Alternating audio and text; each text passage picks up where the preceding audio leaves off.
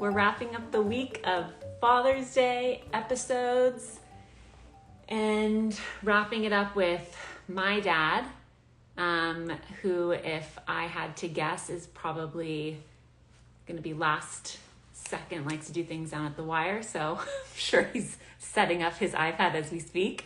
I'm really excited to talk to him and to ask some of the questions that you guys submitted for me to ask him. A really popular one that you guys had asked. I'll make sure to get to that. So he is going to come on shortly and we're going to talk to him. Hi, Dad.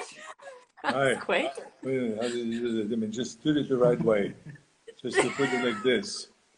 Jesus Christ, I thought that you I tried knew it all I out. just said that I'm sure you're assembling your iPad last minute because you're very Let's just do it like this true now. to... Okay, here, so you have to put something underneath here. I like your style. Okay, let's do it. Exactly. Okay, it's like, you can't get any more good help, Katherine. Okay, there we are. Oh my God. Are you just coming from a workout just to announce to everybody exactly what you're coming from? I just come from a bike ride and from a workout at Gold's Gym. Mm-hmm. So we just kind of my morning routine. Sometimes I do it early in the morning at 6, and sometimes I do it at 10 o'clock in the morning. So this is what I did today. I did it at 10 in the morning, and then I just came home from that because I wanted to make that appointment that I promised you that I would do this talk with you about Father's Day and all that stuff. And I have to say that it was really funny because I saw the promotion that Chris did.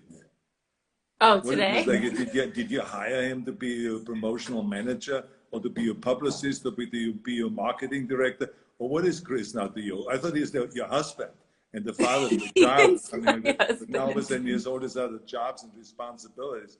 Poor guy, I feel sorry for him already. Oh, yeah, totally. Okay.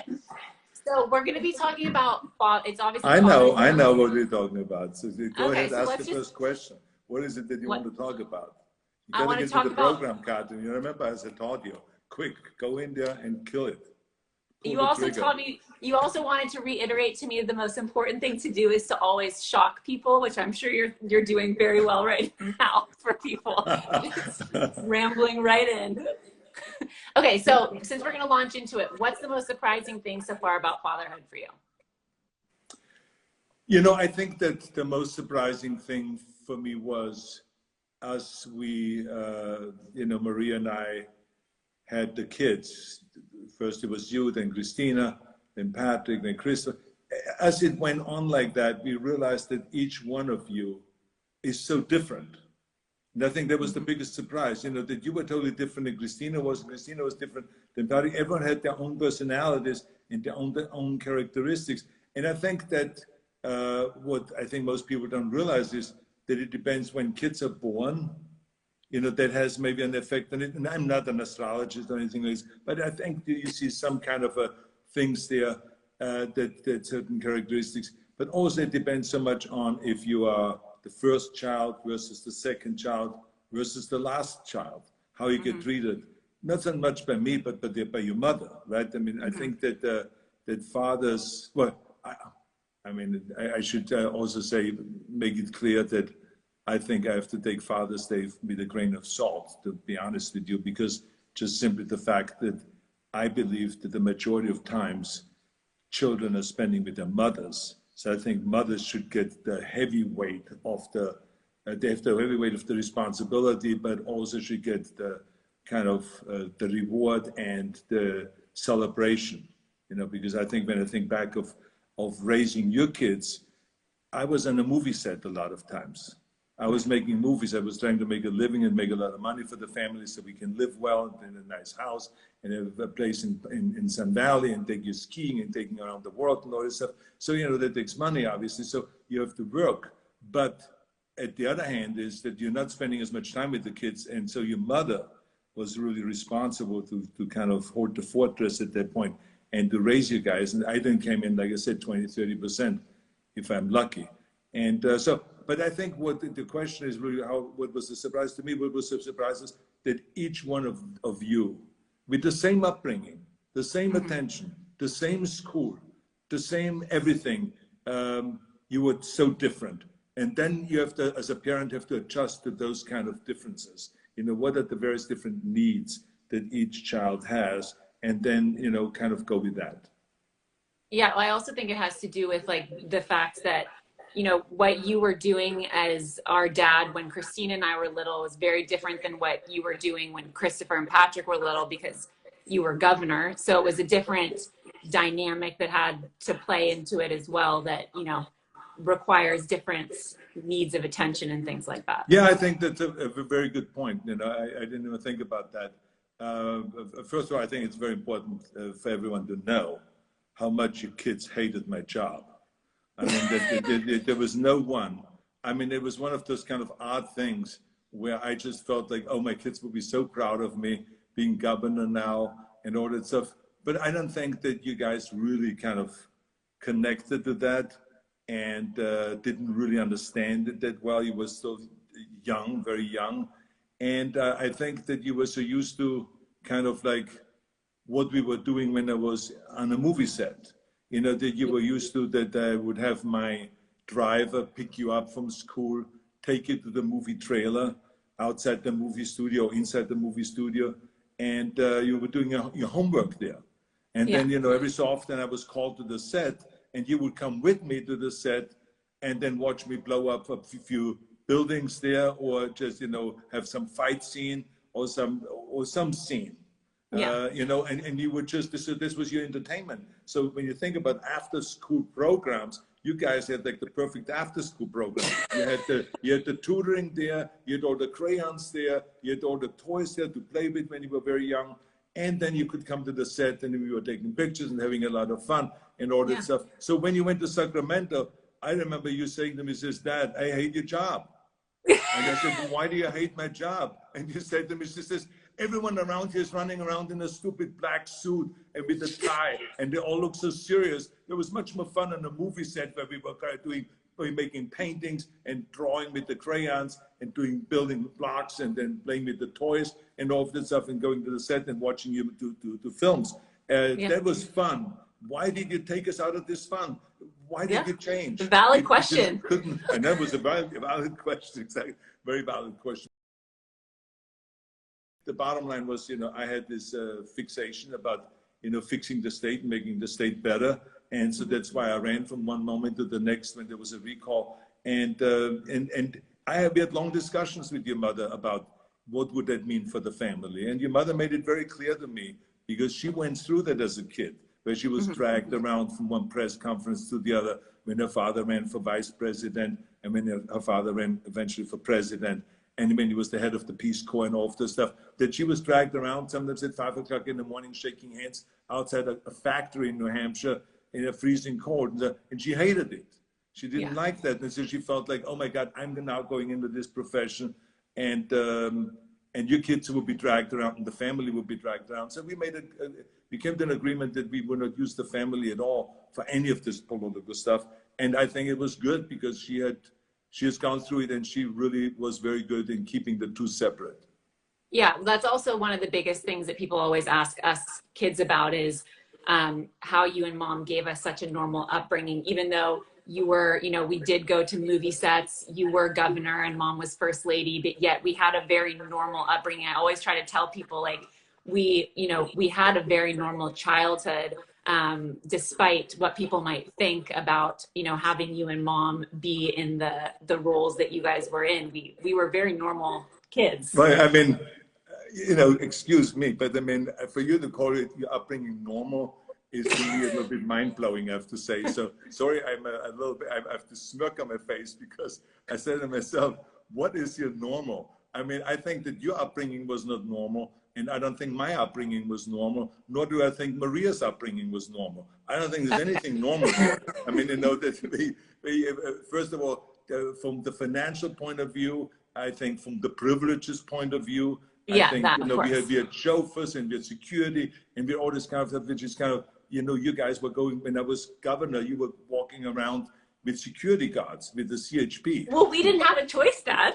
I'm not saying you had a choice. You don't have a choice also who you're born into. you had no choice of who your mother and your father is. You Yeah. know, certain things we don't have any choices, but I mean, the bottom line is, I would say that we made an unbelievable attempt. Mm-hmm. I think this is what you probably are meaning, is to make you guys grow up normal.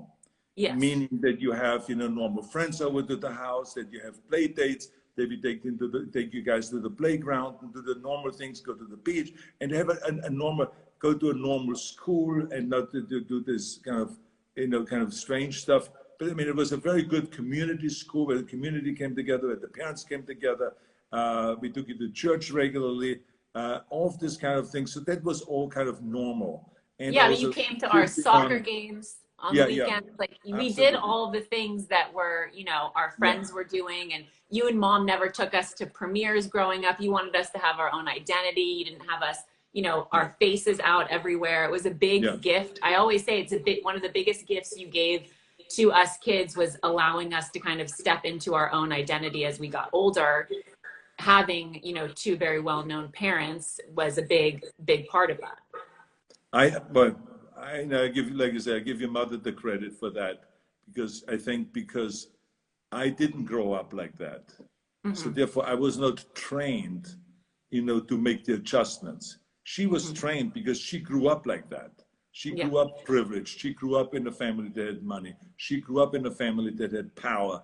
If she grew up in a family that knew a lot of people and they had connections and all that stuff. So she knew how to safeguard and how to protect you all, your kids, from Right. all of this that could happen. And Yeah. so because we wanted you all to grow up, and you know, you're asking me what is the biggest surprise. That's like a big can of worms, right, to open up. Because I mean, the one other thing that just came to my mind was that your mother grew up different than me, Yeah. and I grew up totally different than her. Mm-hmm. So therefore, so now I'm growing up in a different country, in Austria, after the Second World War. So there was, you know, starvation, there was famine, there was soldiers walking around all the time. We were occupied by foreign forces, and by the French, by the British, by the Americans, by the Russians. And so there were all these soldiers around, and all of this. And so there was a certain discipline there, and there was a certain harshness there. People were drinking, and people were violent, and they were hitting. The spouses were hit. You know, it was quite frequently happening around the neighborhood and stuff. Kids were hit all the time. So here was this upbringing, and then here was your mother's upbringing that was kind of I would say, a much softer kind of upbringing, you know, a gentler one that was supportive. Oh, Maria did really well on this. This is fantastic. I think your horseback riding is great. Oh, you got another ribbon. Isn't that wonderful? You know, this is how Maria was treated. And with me, it was kind of like, you just lost the soccer game. What's the matter with you? You loser. I have a son as a loser. I can't even believe it. What's going on here? Tomorrow we're going to train 2 hours a day. So this was kind of the difference. So now, the reason I'm mentioning this is because now you say to yourself, okay, how am I going to raise my kids? I couldn't Two raise very you. different I couldn't backgrounds. raise you like I was raised in Thank Austria, God. just smacking you around and kicking your ass, and then to go and to say you're a loser, you didn't go and jump that jump that you wanted to jump. No, I wanted to shift, and I wanted to say to myself, this has to discontinue, this generation will discontinue this behavior of what I grew up with, and the alcoholism and all of this. So I didn't drink, and I did the opposite. And I was very carefully observing your mother and how she was always encouraging your kids. And so I did the same thing. So when Patrick would come to me and says, oh my God, I tripped over the soccer ball just before I could kick it into the goal. And so, oh, this is terrible. We're going to lose. And I said, no, Patrick, you have been fantastic with your soccer game. You have been so full of energy. You pass the ball back and forth just like an expert. You just made one mistake. I said, the second half of the game, you're going to win. And they did win. You know, so I learned how to be positive, and I think I learned a lot of that from your mother, who was like that, very supportive to all of your kids and whatever you did. Even when you made a mistake, even when you wiped out skiing and crossed your skis nose, she said, oh, Katherine, you tried really hard. Don't worry about it. Don't cry now. We're going to get some hot chocolate. I said, there is no hot chocolate. They have to ski 2 hours a day minimum, and then they get the hot chocolate. Maria said, oh my God, oy vey. What is going on? Yeah.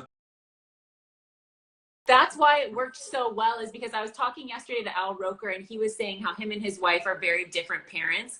but how they complement each other. And I think you and mom did that really well, because you both complemented each other, you know, with the different strengths that you both came into our family with.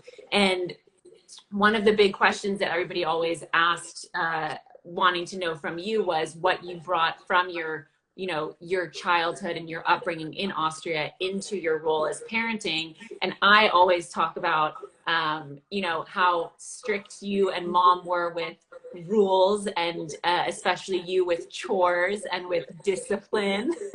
And especially also how when I was growing up and you would, you know, for people who don't know the rules that we had, you know, we weren't allowed to have cell phones until we were in high school. We were the only kids out of all of our friend group that had a curfew. We had chores at our house. We had to do our own laundry, make our bed. And if we didn't, you know, you would call us, even as governor would call us and have us come home from wherever we were, even if it was our prom or semi-formal, to make sure that we followed through with all of our chores. We took care of our animals. So you really instilled all of that in us, a sense of responsibility, you know, working hard from a very, very early age. And I, growing up, was always upset that we had to do those things, because we were like the only kids in LA that I felt like that had to do that. But now, as a parent myself, I always call you and tell you, I'm like, I'm going to do the exact same thing that I didn't like that you guys did. I'm going to do the exact same thing now, you know, as a parent, as a step parent, because it taught us so much about a variety of different things, but also just about life in general, about, you know, doing your laundry, basic things that, you know, as a kid, I hated learning about, but it was very important to you, especially, to make sure that we did that. And I think that also came a lot from your upbringing. Yeah, so I think you're absolutely right that I felt that I had a huge advantage in a way, the way I grew up, because it gave me the discipline and the drive and the fire in the belly and the will to succeed in all of those kind of things. And so I think that because of that upbringing, I felt like you guys would not have those privileges of the tough kind of an upbringing, the discipline, because it's a different time now, and you know, different parents and all of that kind of stuff. And that because we didn't believe to do that same kind of a treatment that I got as a kid, right?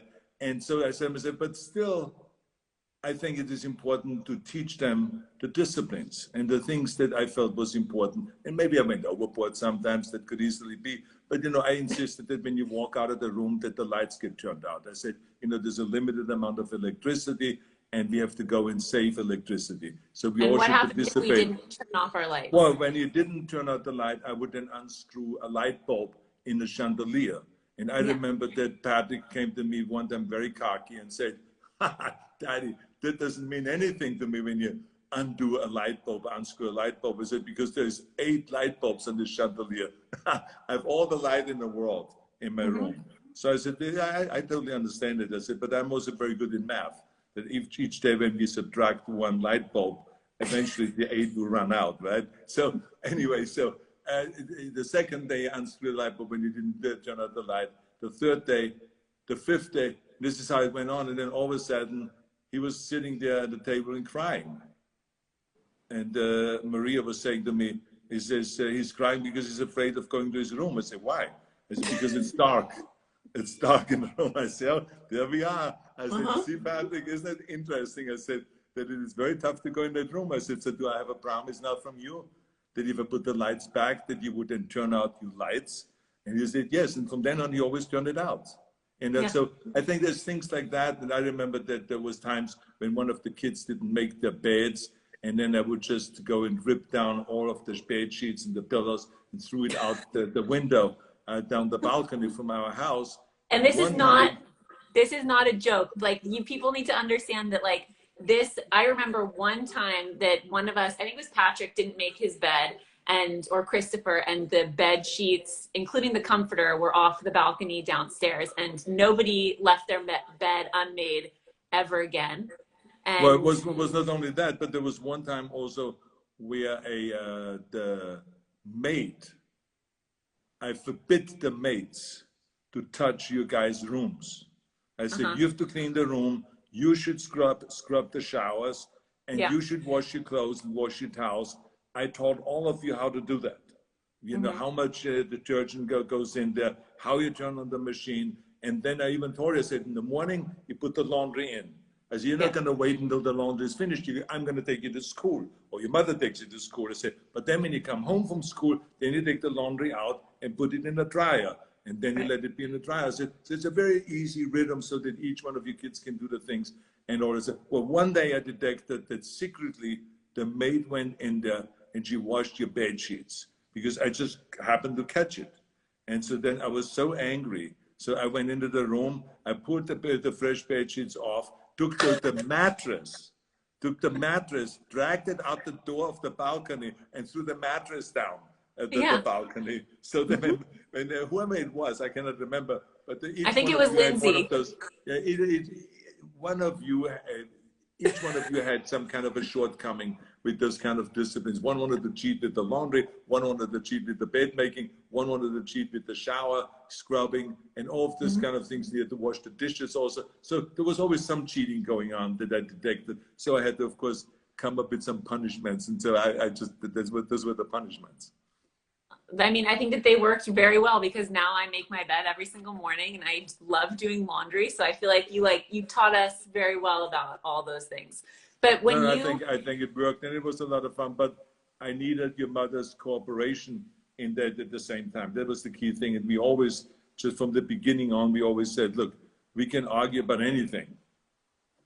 Not that we did, because there was never really much reasons for any of those arguments, but one thing we said was when it comes to raising the kids, we should never argue about that. We should always kind of talk about it, but not with the kids in front of us or kind of interrupting. Or if I say, do this, Patrick, that you don't come and say, don't be so tough on him in front of him. So that never happened. No matter what your mother said to your kids that you need to do with education, with schools, and with homework, and with this and that, I never interfered with that. Even though sometimes I thought, well, I think there's a better way of doing it or something. I would never say anything. And she never would say anything to me and correct me in front of you. So we always were totally in sync. And I think that this is one of the secrets to parenting is that the two parents have to be in sync. Why?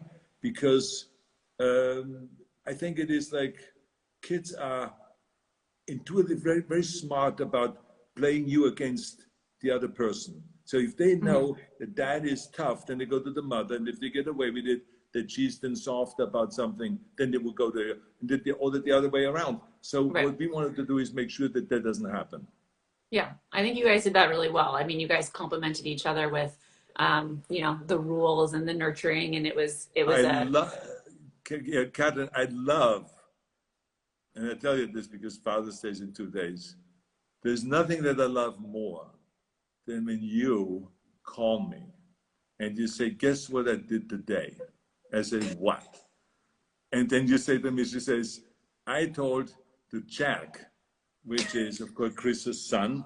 Yeah. I told to Jack, if he doesn't take his tennis shoes away, leaving them lying around, I'm going to burn them in a fire and I'm going to have him watch burning them in a fire.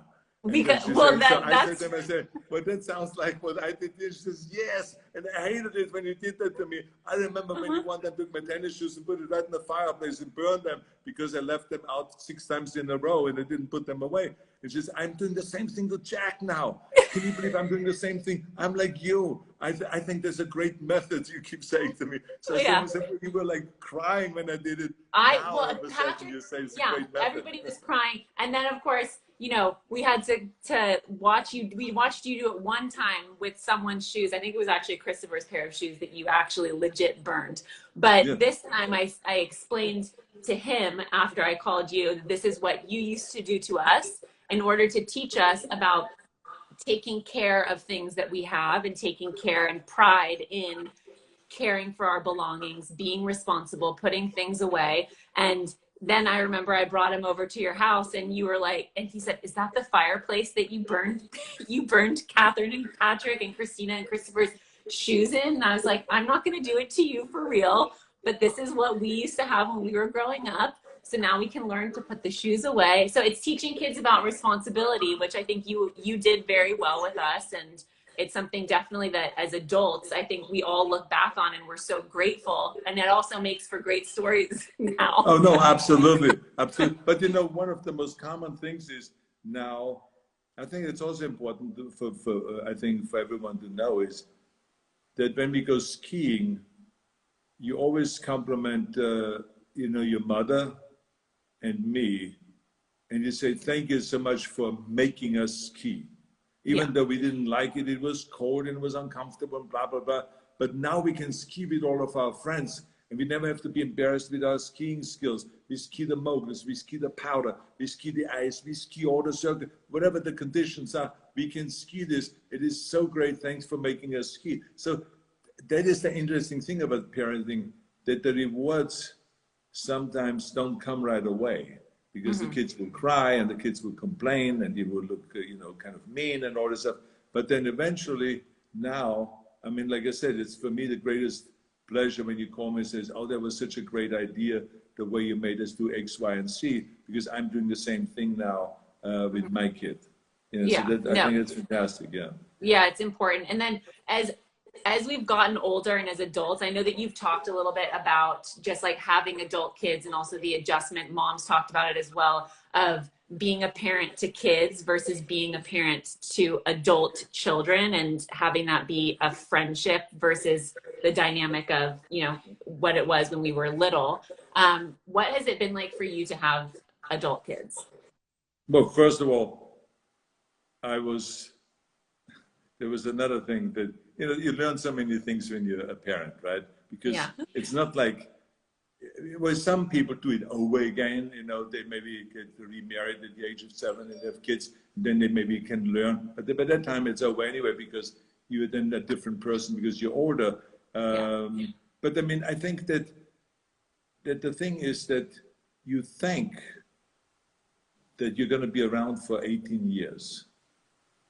And then we're going to go and take you around the country like they do in America, unlike Austria. We take you around the country to choose a university that you want to go to. And then you will be out of the house. Gone. Not with me. Oh, no.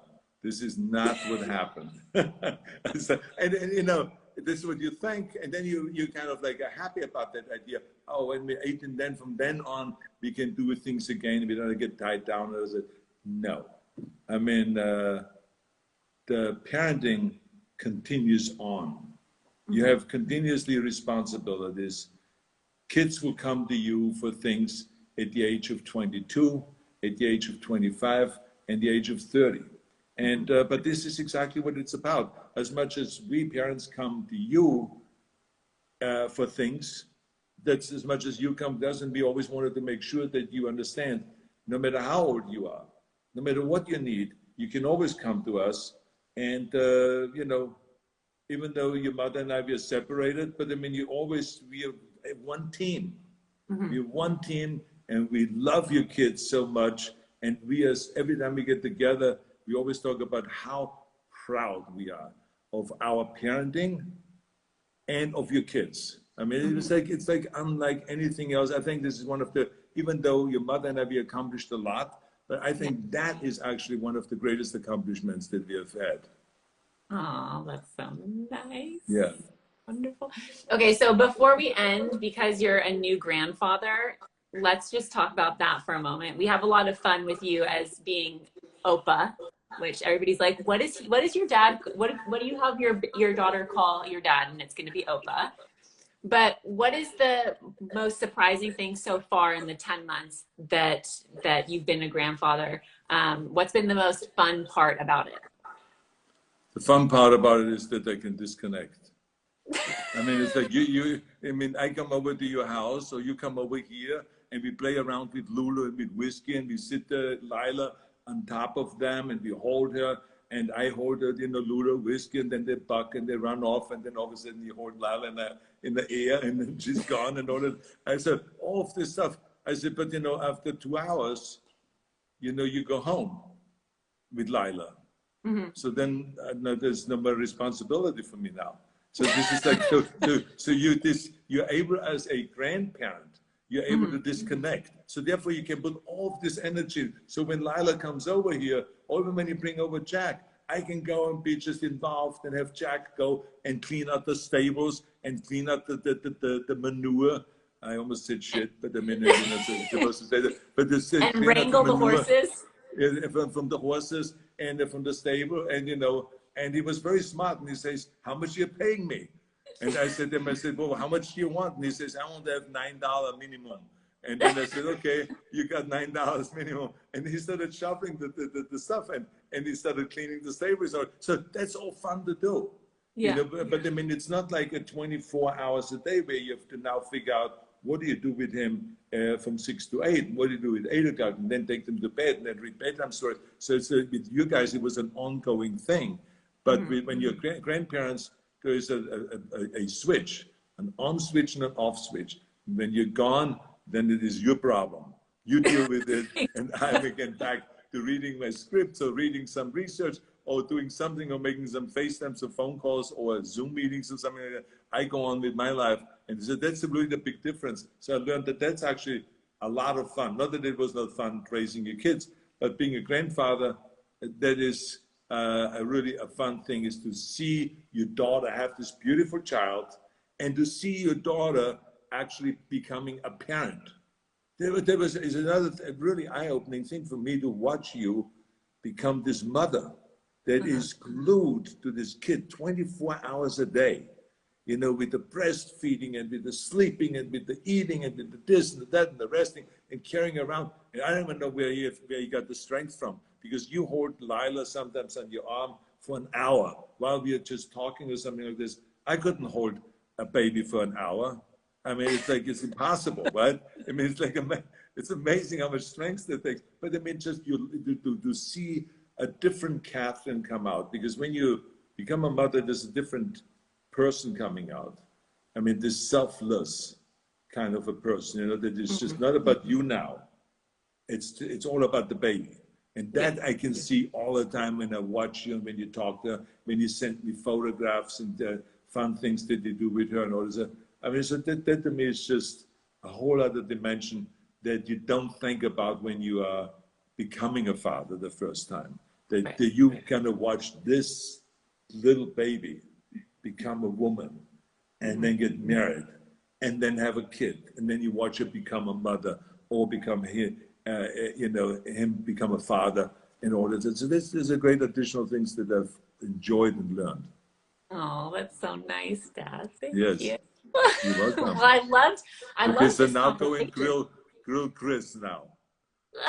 I'm curious what he's gonna say now. Oh, Katherine, you're such a wonderful mother. I love you so much. The first time when I fell in love with you, you know, I mean, like, what the hell? I can see it already. All right, I cannot wait to watch this. Oh gosh, Dad, I love it. Okay, well, I love you. Thank you for doing this, and I'm gonna see you soon because it's Father's Day. Yes, you're gonna see each other on Sunday, or maybe before then. Exactly. Yeah, let's do it. Love you. I love you too. Thank you, Dad. Bye-bye. See you. Bye-bye.